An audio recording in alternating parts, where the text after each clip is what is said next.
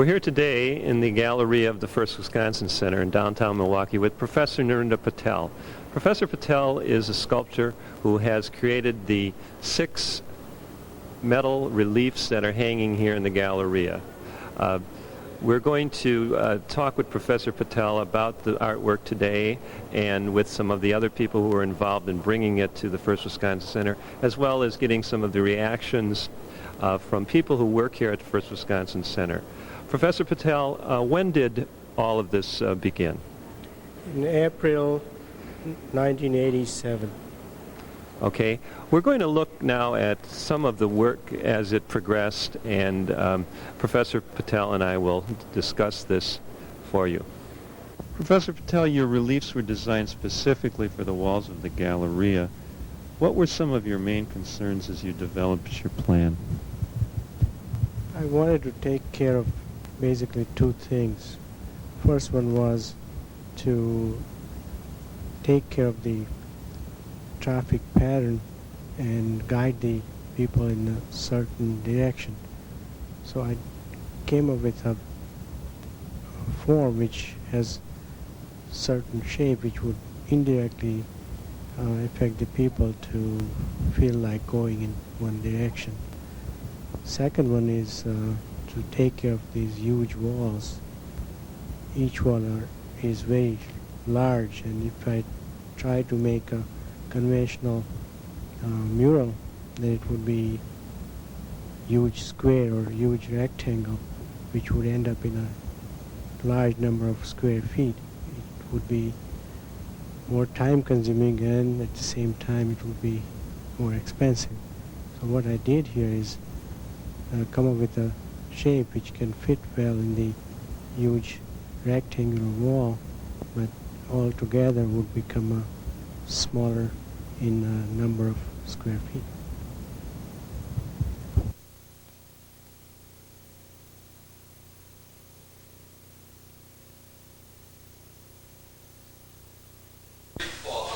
In these shots, we see the carpenter studio where the wooden structures underlying the metal were fabricated. Could you describe the basic design of these and tell us how it evolved, please?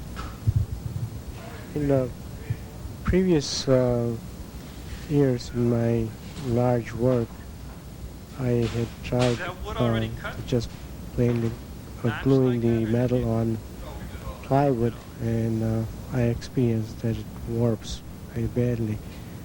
So in next time I tried to avoid that.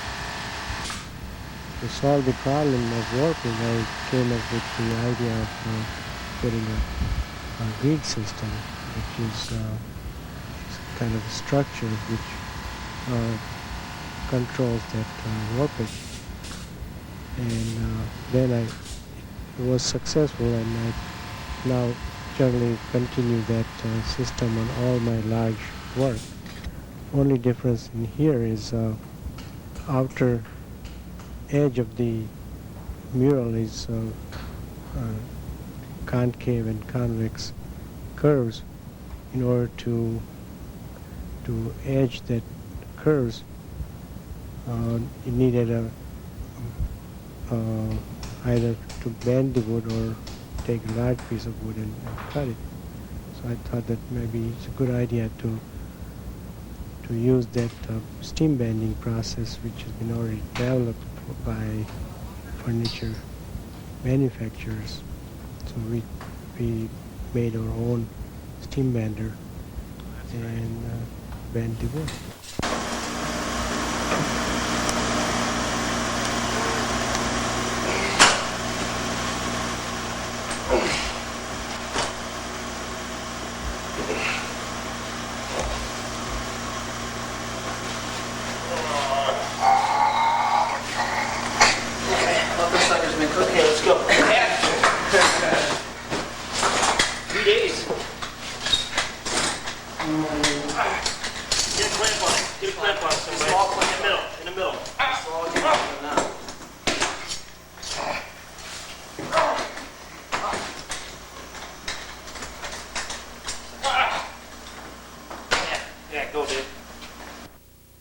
After the rough carpentry work on the wooden structure was completed, they were transported to your studio where the finishing touches were added. What needed to be done?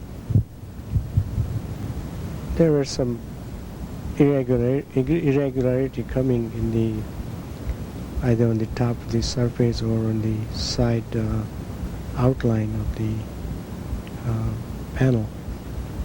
So needed to be either filled in or sanded off if it is a bump.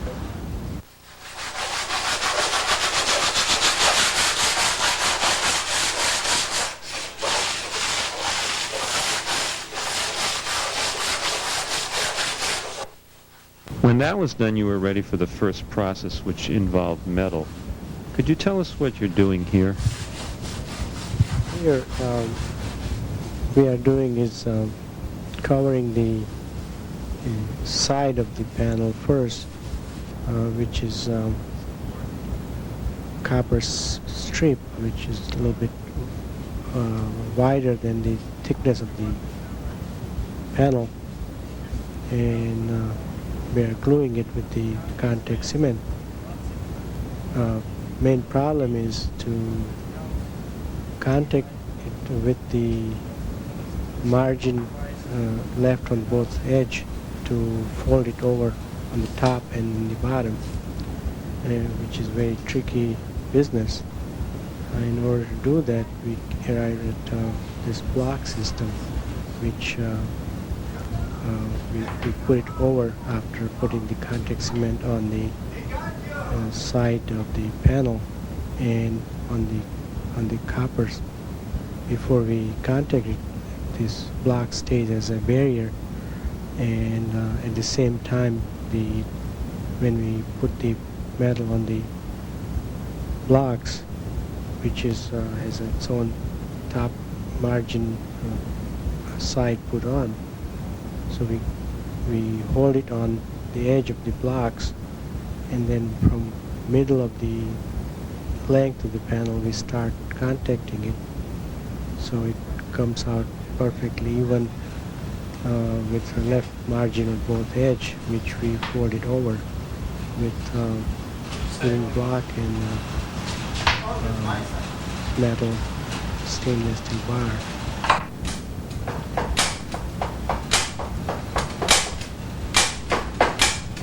And after that, only work is remain is denting the side with a ball peen hammer of 3 different sizes, and we just randomly blend those 3 different sizes of ball peen hammer. In this shot, you're unrolling narrow strips of copper. What was your purpose for using these strips? Here it might be good to mention about my previous work. I used to glue the total area with a single sheet of metal, and in a later period of time glue gave up and started to unglue.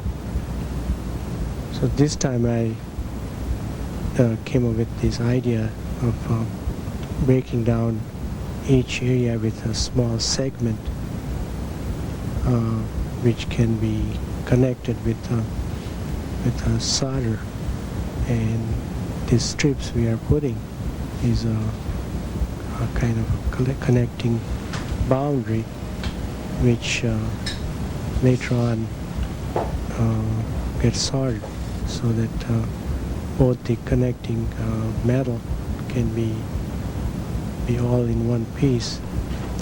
And one more thing is that on this strip we are putting staples, so it whole area gets all nailed in, but you don't see the nail.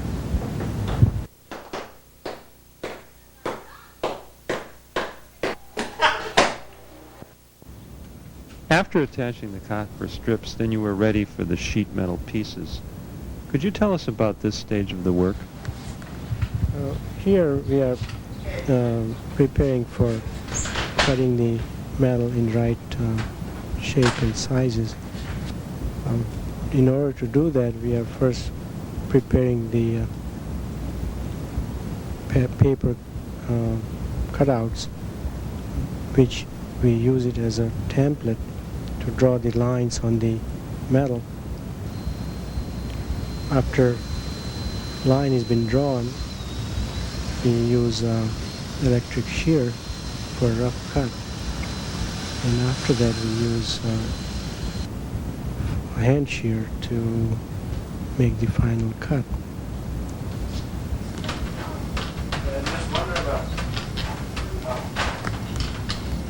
After cut is done, we put it on the top of the panel to make sure that they fit perfect. And in order to What was the first one? keep it in the right place, we put 2 or 3 nails in the edge of the boundary so that it would stay in one place. And then we remove the metal from the panel, put it, reverse it to put the contact cement on both surface.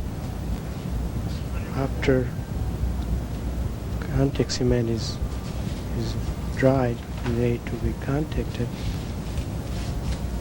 we put it on the top of the panel and make sure that it fits. In order to do that, we use a wooden block, bend it, and wood stick to make sure that they're glued in every inch. After that is done, the connecting boundary, we clean the glue, which has a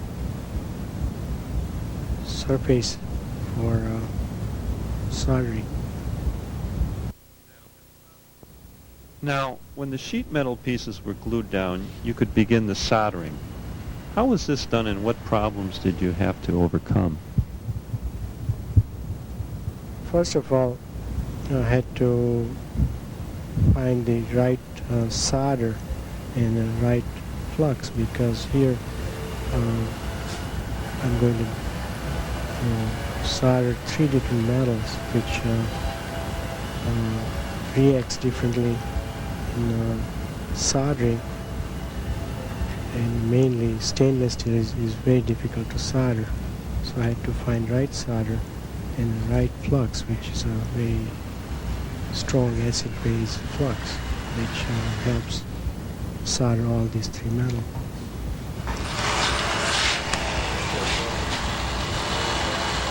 And one more thing here is soldering iron, which is available in the industry, is very big, and it doesn't allow me to solder in a fine line.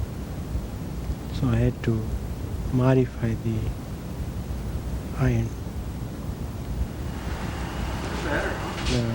One more problem was to how to control all these 3 metals in heat reaction. All 3 metal would warp differently, so we had to force it down to keep it flat. In order to do that, we had to use a wooden flat piece of lumber, which can be pressed down by one person and other person can solder it. And after the soldering was completed, we see it being sanded. Could you tell us about this? Next step is to remove the excess buildup of solder and bring it down to the level of remaining on the surface of metal. In order to do that, first we use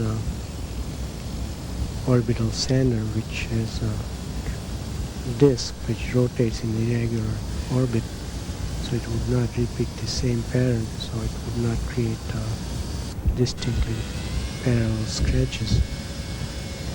And in this process we use 3 different grids, so it would from rough to medium to the fine, so it would blend as much as we need. In addition to that, we use steel wool, which would blend the surface much more further.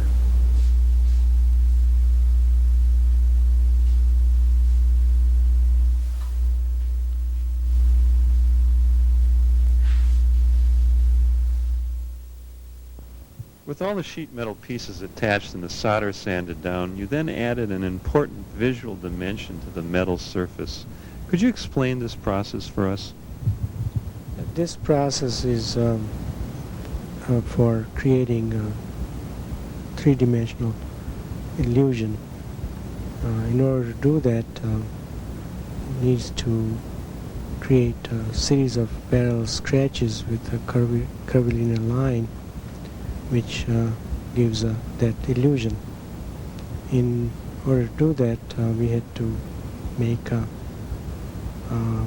template for curve, and in order to do that, we did use a bow, which can be flexible to make various curves.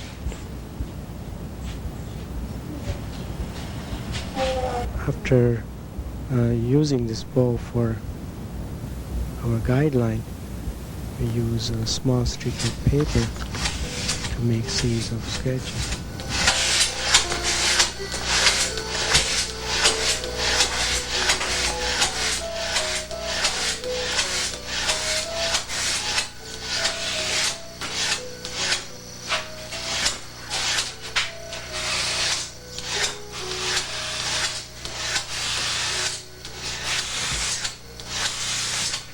The final process the metal surface went through was a chemical treatment.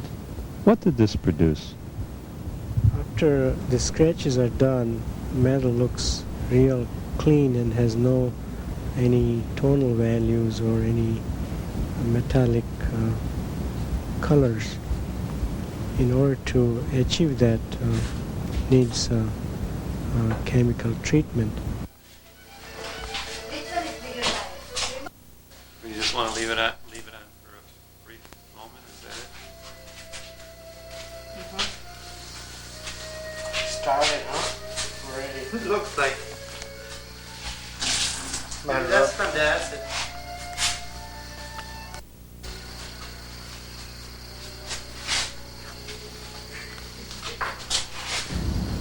And besides the chemical treatment, often I do one more thing is only on copper, which is a heat treatment from the back to achieve a brilliant red color.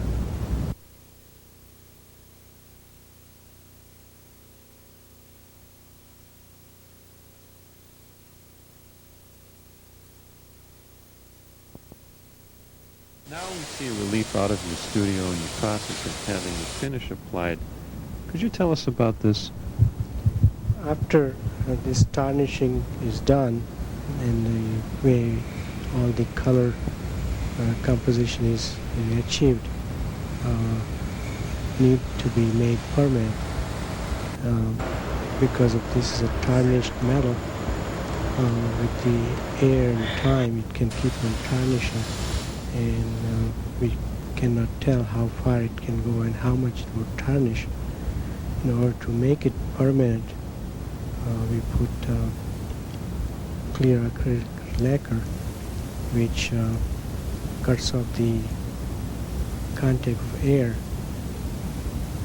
and which generally I do it in my studio.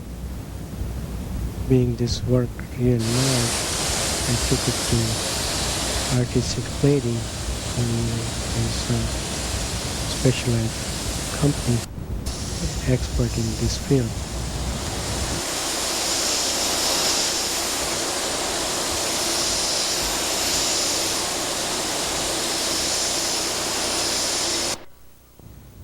In these final shots, we come to the installation stage. Here a section is prepared for hanging. Tell us about how the reliefs are attached to the wall.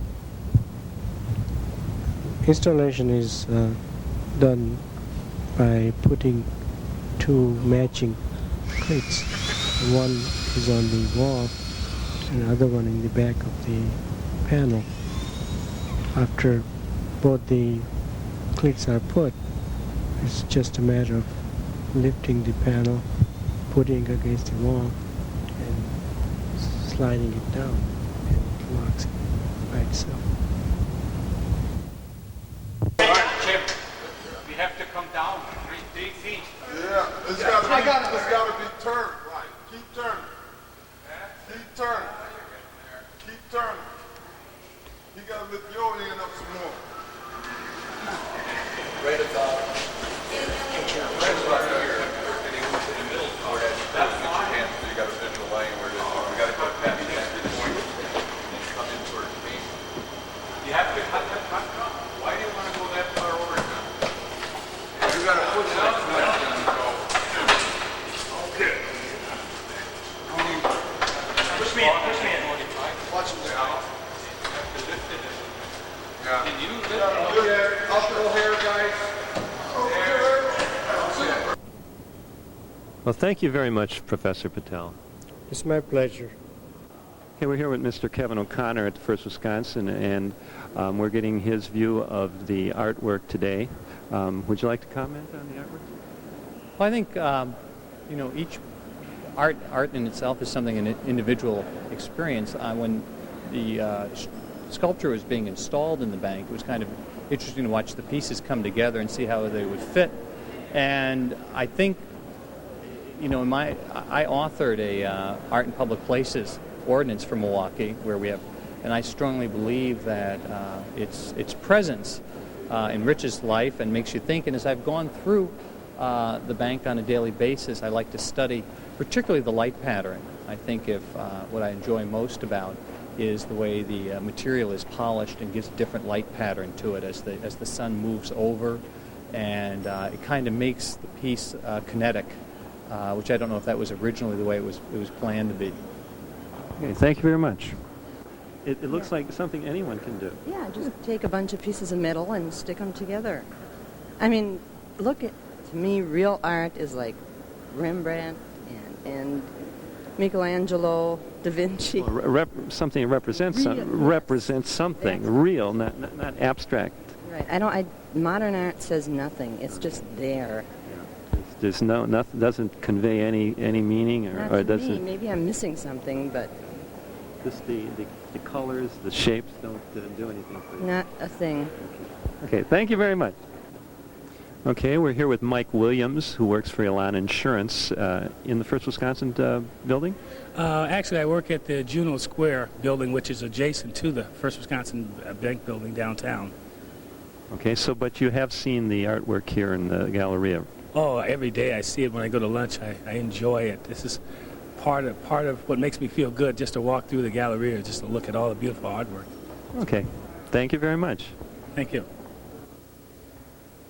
Okay, we're here with Peter and Gudrun Erl of Bavaria, and they're visiting the First Wisconsin Bank today, and we'd like to get their opinions on Professor Patel's work.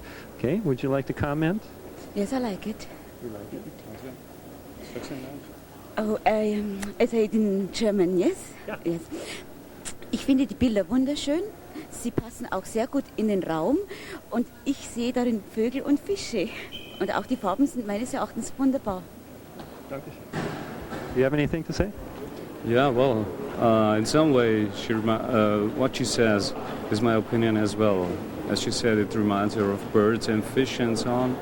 In some way, it reminds me of old cultures like the Indians in, Canada.